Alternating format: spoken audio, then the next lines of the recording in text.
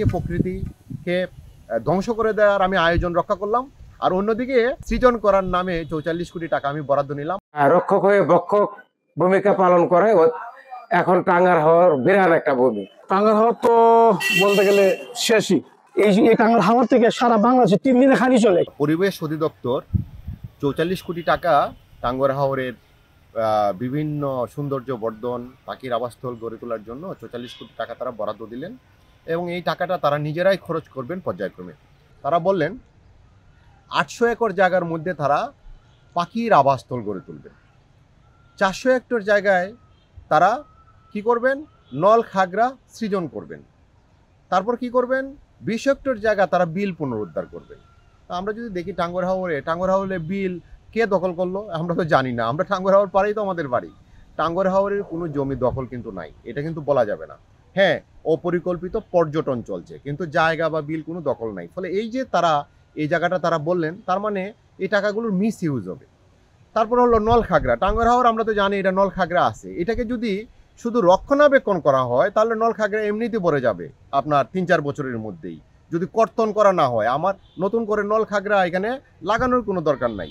পাখির বাসা আমাকে 800 হেক্টর জায়গায় আমার পাখির বাসা নির্মাণ করতে হবে।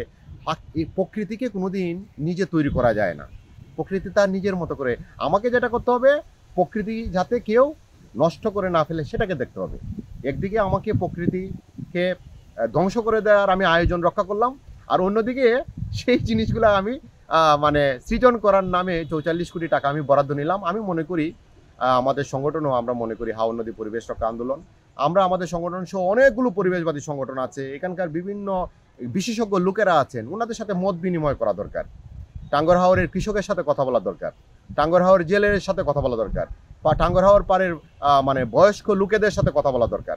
এখানকার বিভিন্ন কবি, সাহিত্যিক, বুদ্ধিজীবী, সাংবাদিকদের সাথে কথা বলে তারপর টাঙ্গার হাওরকে নিয়ে একটা কার্যকর পদক্ষেপ নেওয়া দরকার। নতুবা এভাবে টাকা পয়সা বরাদ্দ দেওয়া মানে হলো এগুলো একটা লুটপাট করার জন্য আয়োজন।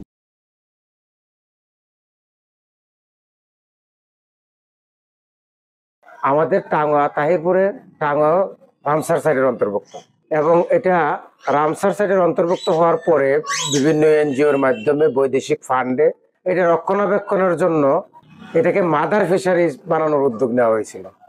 কিন্তু মাদার ফিশারিজ মানে ফিশারিজদের মা, যেখানে মাছ তার অভয়াশ্রম পাবে, এখানে পাখি অভয়াশ্রম পাবে। কিন্তু দেখা গেছে এই পরিকল্পিত কার্যক্রমটা না হওয়ায় এবং এই লুটপাট, টাকা লুটপাট, এবং টাঙ্গার হাওর যাদেরকে রক্ষা করার দায়িত্ব দিচ্ছে তারা নিজেরাই রক্ষক হয়ে বক্ষক ভূমিকা পালন করে এখন টাঙ্গার হাওর বিরাট একটা ভূমি।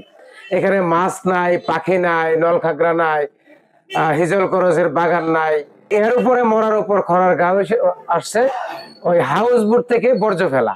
সবকিছু মিলিয়ে এখন ইউএনডিপি কর্তৃক যে 44 কোটি টাকা বরাদ্দ দেওয়া হয়েছে আমাদের টাঙ্গার হাওরে, এই বরাদ্দটা যাতে সঠিকভাবে ব্যবহার হয় এবং এটা যাতে লুটপাট না হয়। তো কি আর বলবো, টাঙ্গার হাওর তো বলতে গেলে শেষই। তারপরেও আশা বেঁচে থাকে। আমরা প্রত্যাশা করব এই বাজেটের পুরোটাই যেন যথোপযুক্তভাবে ব্যবহার করা হয়, যাতে এই জীববৈচিত্র্য রক্ষা পায় এবং এই জীববৈচিত্র্য রক্ষার মাধ্যমে প্রকৃতি পরিবেশ তার সঠিক দিশা পায়, এবং প্রকৃতি বাঁচলেই এলাকা বাঁচবে এবং এলাকা বাঁচলে দেশ বাঁচবে। আমার বিশ্বাস দায়িত্বশীলরা তাদের দায়িত্বটা সুচারুরূপে পালন করবেন। এই জায়গায় অনেক বড় হিদল গাছের একটা বাগান ছিল, আছে এখনো বর্তমানে, কিন্তু কিছু কিছু চুক্তিতকারী তারা গাছ কেটে নিচ্ছে।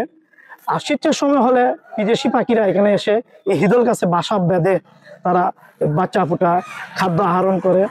এবং টাঙ্গার হাওর, আমরা আগে জানতাম যে টাঙ্গার হাওর থেকে মাছ যদি তুলে এই টাঙ্গার হাওর থেকে সারা বাংলাদেশে 3 দিনে খালি চলে, কিন্তু আমরা এমন দুর্ভাগ্য এই টাঙ্গার হাওর থেকে একটা মাছ তখন আমরা পাই না। প্রশাসনিক দৃষ্টি আকর্ষণ করছি, দয়া করে আপনারা একটু নজর দিন, দেখে এই বিষয়টা আপনারা দেখুন যে কি করা যায়।